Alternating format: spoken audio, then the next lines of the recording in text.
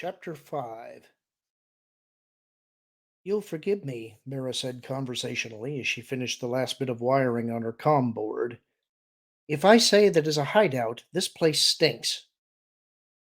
Card shrugged as he hefted a sensor pack out of its box and set it down on the side table with an assortment of other equipment. I agree it's not Merkur, he said. On the other hand, it has its compensations. Who'd ever think of looking for a smuggler's nest in the middle of a swamp? I'm not referring to the ship drop, Mara told him, reaching beneath her loose flowing tunic sleeve to readjust the tiny blaster sheathed to her left forearm. I mean this place. Ah, this place. Card glanced out the window. I don't know. A little public, perhaps, but that too has its compensations. A little public, Mara echoed, looking out the window herself at the neat row of cream white buildings barely 5 meters away, and the crowds of brightly clad humans and aliens hurrying along just outside. You call this a little public? Calm down, Mara, Card said. When the only viable places to live on a planet are a handful of deep valleys, of course things are going to get a bit overcrowded. The people here are used to it, and they've learned how to give each other a reasonable degree of privacy. Anyway, even if they wanted the snoop, it wouldn't do them much good. Mirror glass won't stop a good sensor probe, Mira countered, and crowds mean cover for Imperial spies. The Imperials have no idea where we are. He paused and threw her an odd look. Unless you know differently. Mira turned away. So that was how it was going to be this time. Previous employers had reacted to her strange hunches with fear or anger or simple bald faced hatred. Card, apparently, was going to go for polite exploitation.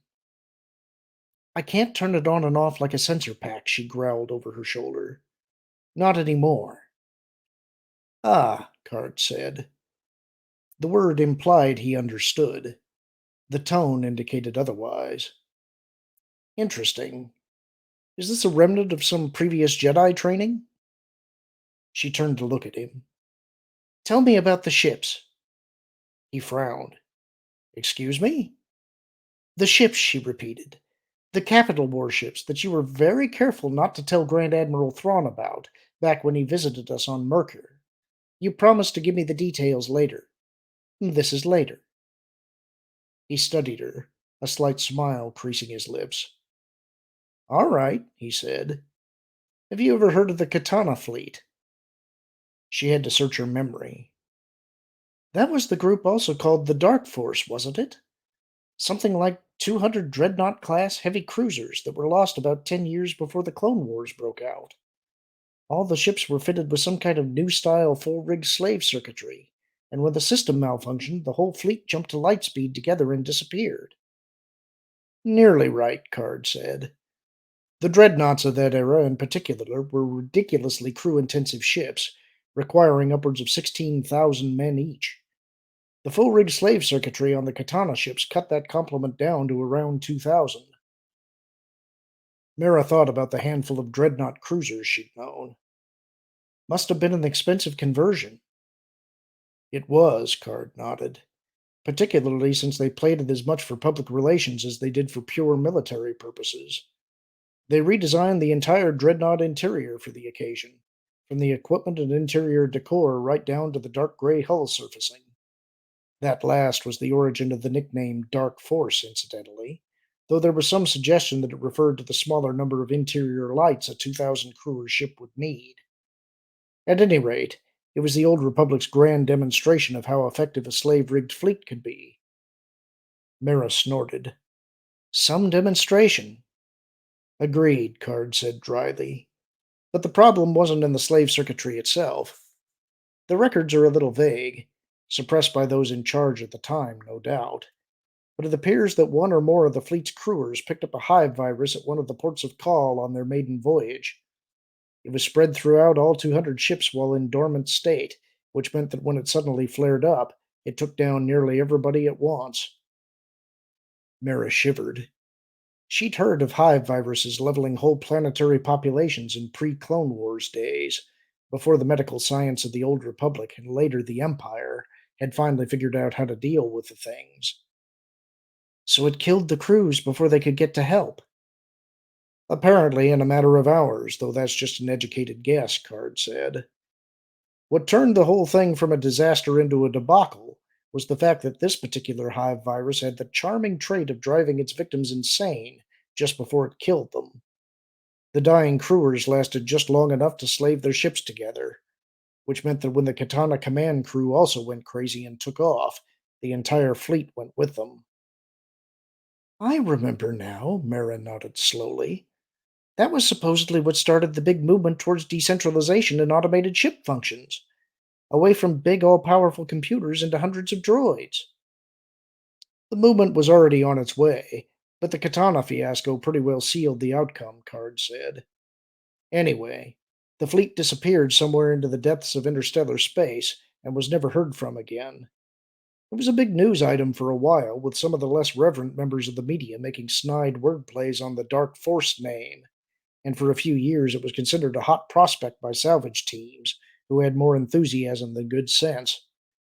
Once it finally dawned on them just how much empty space was available in the galaxy to lose a couple hundred ships in, the flurry of interest ended. At any rate, the Old Republic soon had bigger problems on its hands. Aside from the occasional con artist who will try to sell you a map to its location, you never hear about the fleet anymore. Right. It was, of course, obvious now where Card was going with this. So, how did you happen to find it? Purely by accident, I assure you. In fact, it wasn't until several days afterward that I realized what exactly I'd found. I suspect none of the rest of the crew ever knew at all. Card's gaze defocused, his eyes flattening with the memory. It was just over 15 years ago, he said, his voice distant, the thumbs of his intertwined hands rubbing slowly against each other. I was working as navigator's sensor specialist for a small independent smuggling group. We'd rather botched a pickup and had had to shoot our way past a pair of Carrack cruisers on our way out. We made it all right, but since I hadn't had the time to do a complete light speed calculation, we dropped back to real space a half light year out to recalculate. His lip twitched. Imagine our surprise when we discovered a pair of dreadnoughts waiting directly in our path. Lying dead in space. Card shook his head. Actually, they weren't, which was what threw me for those first few days. From all appearances, the ship seemed to be fully functional, with both interior and running lights showing, and even a standby sensor scan in operation. Naturally, we assumed it was part of the group that we'd just tangled with, and the captain made an emergency jump to lightspeed to get us out of there. Not a good idea, Mara murmured. It seemed the lesser of two evils at the time, Card said grimly. As it turned out, we came close to being fatally wrong on that account. The ship hit the mass shadow of a large comet on the way out, blowing the main hyperdrive and nearly wrecking the rest of the ship on the spot.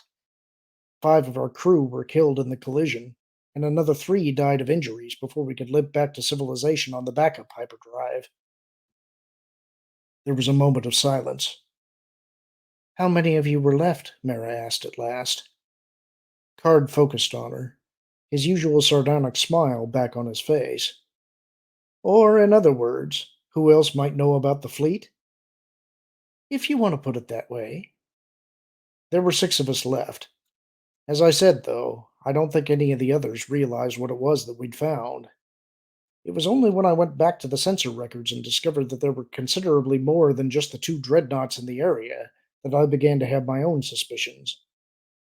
And the records themselves? I erased them, after memorizing the coordinates, of course. Mara nodded. You said this was 15 years ago? That's right, Card nodded back. I've thought about going back and doing something with the ships, but I never had the time to do it properly.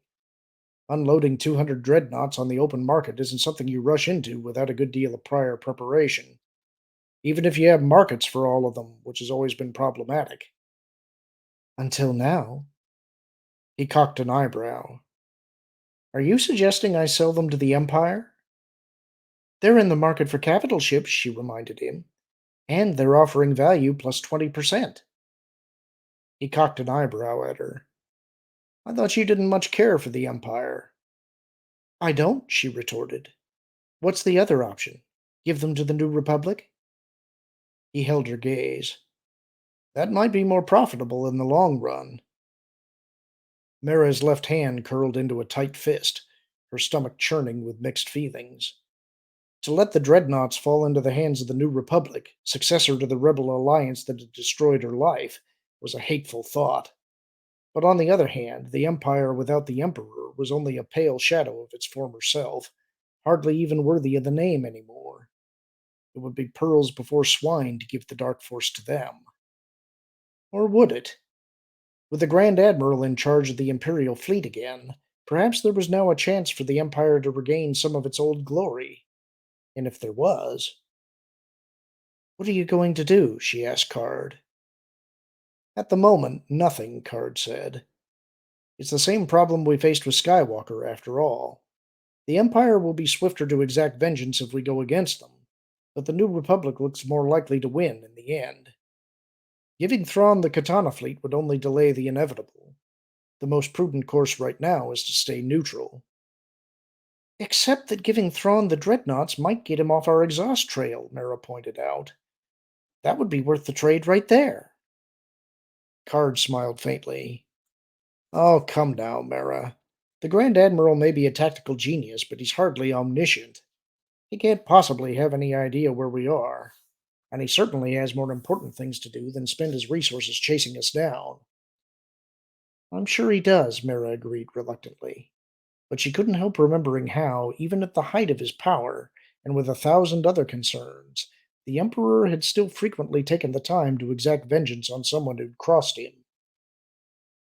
Beside her, the comm board buzzed, and Mara reached over to key the channel. Yes? Lacton, a familiar voice came over the speaker. Is Card around? Right here, Card called, stepping to Mara's side. How's the camouflage work going? We're about done, Lacton said. We ran short of flash netting, though. Do we have any more? There's some of it down at the dumps, Card told him. I'll send Mara to get it. Can you have someone come in to pick it up? Sure, no problem. I'll send Dankin. He hasn't got much to do at the moment anyway. All right. The netting will be ready by the time he gets here. Card gestured and Mara keyed off the channel. You know where the number 3 dump is? He asked her. She nodded. 412 Waswashi Street, 3 blocks west and 2 north. Right. He peered out the window. Unfortunately, it's still too early for repulsor lift vehicles to be on the streets. You'll have to walk. That's all right, Mara assured him. She felt like a little exercise anyway. 2 boxes be enough? If you can handle that many, he told her, looking her up and down as if making sure her outfit conformed to the local Rishi standards of propriety. He needn't have bothered. One of the first rules the Emperor had drummed into her so long ago was to blend in as best she could with her surroundings. If not, Lacton can probably make do with one. All right, I'll see you later. Their townhouse was part of a row of similar structures abutting one of the hundreds of little market areas that dotted the whole congested valley. For a moment, Mara stood in the entry alcove of their building, out of the busy flow of pedestrian traffic, and looked around her. Through the gaps between the nearest buildings, she could see the more distant parts of the city vale, most of it composed of the same cream white stone so favored by the locals. In places, she could see all the way to the edge, a few small buildings perched precariously part way up the craggy mountains that rose sharply into the sky on all sides. Far up those mountains, she knew, lived loose avian tribes of native Rishi, who no doubt looked down in bemused disbelief at the strange creatures who had chosen the most uncomfortably hot and humid spots of their planet in which to live. Dropping her gaze from the mountains, Mara gave the immediate area a quick scan. Across the street were more townhouses. Between her and them was the usual flow of brightly clad pedestrians hurrying to and from the market area to the east. Reflexively, her eyes flicked across the townhouses, though with each window composed of mirror glass, there wasn't a lot there for her to see. Also reflexively, she glanced across each of the narrow pedestrian alleyways between the buildings. Between two of them, back at the building's rear where he was hardly visible, was the motionless figure of a man wearing a blue scarf and patterned green tunic. staring in her direction. Mara let her gaze drift on as if she hadn't seen him, her heart thudding suddenly in her throat. Stepping out of the alcove, she turned east towards the market and joined the flow of traffic. She didn't stay with it long, though. As soon as she was out of the mysterious loiterer's line of sight, she began cutting her way across the flow, heading across the street towards the townhouse row. She reached it 3 buildings down from the loiterer, ducked into the alleyway, and hurried towards the rear. If he was indeed monitoring Card's place, there was a good chance she could take him from behind. She reached the rear of the building and circled around, only to find that her quarry had vanished. For a moment she stood there, looking around for any sign of the man's whereabouts, wondering what to do now. There was none of the insistent tingling that had gotten them away from Mercer at the last second, but as she told Card, it wasn't a talent she could turn on and off. She looked down at the ground where the man had been standing. There were a few faint footprints in the thin coating of dust that had collected at the corner of the townhouse, giving the impression that the man had been there long enough to shuffle his feet a few times. A half dozen steps away, right in the center of another layer of dust, was a clear footprint pointing towards the west behind the row of townhouses. Mara looked in that direction, feeling her lip twist. A deliberate lead on, obviously. Footprints in dust never came out that clear and unsmudged unless carefully planted. And she was right. 100 meters directly ahead, strolling casually along the rear of the building towards a north-south street, was the man in the blue scarf and patterned tunic, a not very subtle invitation to follow him. Okay, friend, she thought as she started off after him. You want to play? Let's play. She had closed the gap between them to perhaps 90 meters when he reached the cross-flow of traffic and turned north into it. Another clear invitation, this time to close the gap further lest she lose him. But Mara had no intention of taking him up on this one. She'd memorized the geography of the city Vale their first day here, and it was pretty obvious that his intention was to lead her up to the more sparsely populated industrial areas to the north, where presumably he could deal with her without the awkward presence of witnesses. If she could get there first, she might be able to turn things around on him. Double checking the blaster beneath her left sleeve, she cut through an alley between the buildings to her right and headed north. The valley stretched for nearly 150 kilometers in a roughly east west direction, but at this point its north south dimension was only a few kilometers. Mara kept up her pace, continually revising her course to avoid crowds and other impediments. Gradually, the houses and shops began to give way to light industry, and finally she judged that she'd come far enough. If her quarry had kept with the leisurely pace of a man who didn't want to lose a tracker, she would now have enough time to prepare a little reception for him. There was, of course, always the possibility that he'd shifted to one of the other north-south streets somewhere along the way, changed direction east or west, or even doubled back completely and returned to Card's townhouse. But as she looked carefully around the corner of a building into the street he'd first turned onto, she discovered that his imagination was as limited as his surveillance technique. Halfway down the block, he was crouched motionless behind a row of storage barrels with his back to her, his blue scarf thrown back out of the way across his patterned green tunic, something that was probably a weapon clutched directly in his hand, waiting, no doubt, for her to stroll into his trap. Amateur, she thought, lip twisting in contempt. Watching him closely, not even bothering with her blaster, she eased around the corner and started silently towards him. That's far enough, a mocking voice said from behind her. Mara froze. The figure crouched by the barrels ahead of her didn't even twitch, and it was only then that she belatedly realized that it was far too still to be simply waiting in ambush. Far too still, for that matter, to even be alive.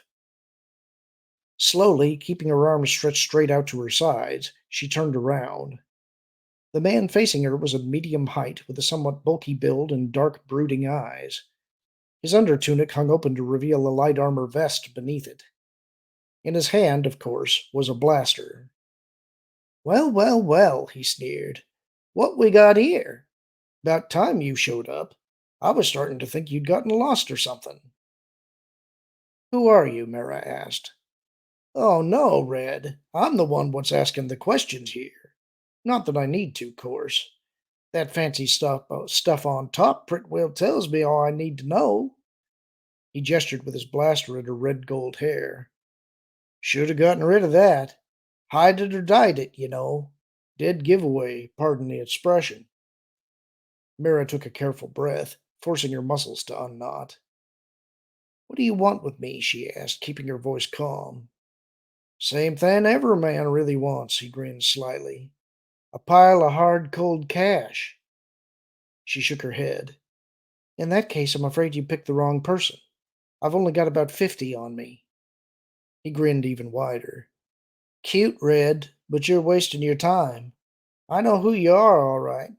You and your pals are going to make me real rich. Come on, let's go. Mira didn't move. Perhaps we can work out a deal, she suggested, feeling a drop of sweat trickle down between her shoulder blades. She knew better than to be fooled by the other's careless speech and manner. Whoever and whatever he was, he knew exactly what he was doing. On the plus side, she still had the blaster hidden beneath her sleeve, and she would give long odds that her assailant wouldn't expect that a weapon that potent might be small enough to conceal there. The fact that he hadn't already searched her seemed to confirm that assessment. But whatever she was going to do, she had to do it now while she was still facing him. Unfortunately, with her hands spread apart, there was no way for her to get at her weapon without telegraphing the movement. Somehow, she needed to distract him. A deal, huh? He asked lazily. What kind of deal you got in mind? What kind of deal do you want? She countered. If there'd been a box anywhere near her feet, she might have been able to scoop it up with her foot and throw it at him.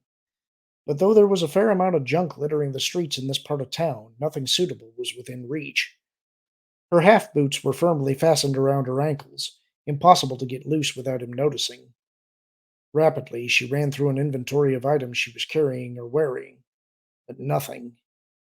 But the Emperor's intensive training had included direct manipulation of the Force as well as the long range communication abilities that had been her primary value to his regime.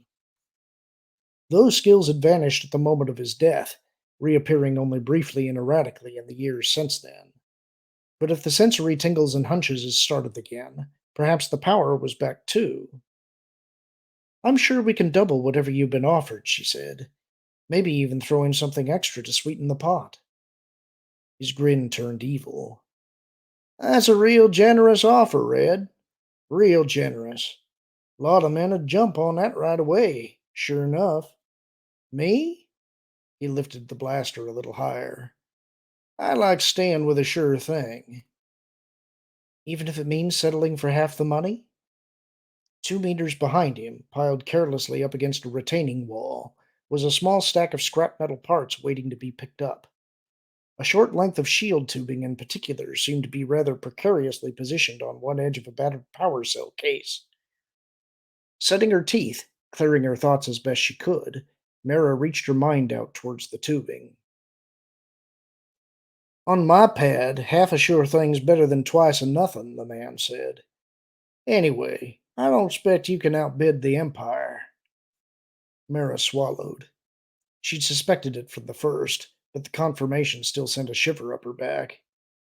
You might be surprised at our resources, she said. The length of tubing twitched, rolled a couple of millimeters. Nah, don't think so, the other said easily. Come on, let's go. Mara tilted a finger back towards the dead man crouched at the box behind her. You mind telling me what happened here first? Her assailant shrugged. What's to tell? I needed the decoy. He was wandering around the wrong place at the wrong time. End of story. His grin suddenly vanished. Enough stalling. Turn around and start walking. Unless you're looking to spite me by making me settle for the death fee instead. No, Mara murmured. She took a deep breath, straining with every bit of strength she possessed, knowing that this was her last best chance. And behind her captor the tubing fell with a muffled clank onto the ground. He was good, all right. The tubing had hardly even finished its fall before he dropped to one knee, spinning around and spraying the area behind him, with a splattering of quick cover fire as he searched for whoever was sneaking up on him. It took less than a second for him to recognize his mistake, and with another spray of blaster fire he spun back again. But 1 second was all Mara needed. His desperate blaster spray was still tracking towards her when she shot him neatly in the head. For a long moment she just stood there, breathing hard, muscles trembling with reaction. Then, glancing around to make sure no one was running to see what all the commotion was about, she holstered her weapon and knelt down beside him. There was, as she'd expected, precious little to find. An ID, probably forged, giving his name as Dengar Roth, a couple of spare power clips for his blaster, a backup vibroblade knife, a data card and a data pad, and some working capital in both local and imperial currency. Stuffing the ID and data card into her tunic, she left the money and weapons where they were and got back to her feet. There's your twice of nothing, she muttered, looking down at the body. Enjoy it. Her eyes shifted to the piece of shield tubing that had saved her life. She'd been right. The twitches of power, as well as the hunches, were back, which meant the dreams wouldn't be far behind. She swore under her breath. If they came, and there was nothing much she could do except endure them. For the moment, she had other, more pressing matters to deal with. Taking one final look around, she headed for home. Card and Dankin were waiting when she arrived back at the townhouse, the latter all but pacing the floor in his nervousness. There you are, he snapped as she slipped in through the back door. Where the blazes? We've got trouble, Mara cut him off, handing the Dengar Roth ID to Card and brushing past them to the still largely disassembled communications room. Pushing aside a box of cables, she found a datapad and plugged in the card. What kind of trouble? Card asked, coming up behind her. The bounty hunter kind, Mara said, handing him the datapad. Neatly framed in the center of the display, under a large 20,000, was Card's face. We're probably all in there, she told him, or at least as many as Grand Admiral Thrawn knew about. So I'm worth 20,000 now, Card murmured, paging quickly through the card. I'm flattered. Is that all you're going to say? Mara demanded. He looked at her. What would you like me to say? He asked mildly. That you were right and I was wrong about the Empire's interest in us? I'm not interested in laying blame, she told him stiffly. What I want to know is what we're going to do about it. Card looked at the datapad again, a muscle tightening briefly in his jaw. We're going to do the only prudent thing, he said, namely retreat. Dankin, get on the secure comm and tell Lacton to start pulling the drop apart again. Then call Chin and his team and have them go over and repack the stuff at the equipment dumps. You can stay and help Mara and me here. I want to get off Rishi by midnight if at all possible. Got it, Dankin said, already keying the encrypt codes into the comm board.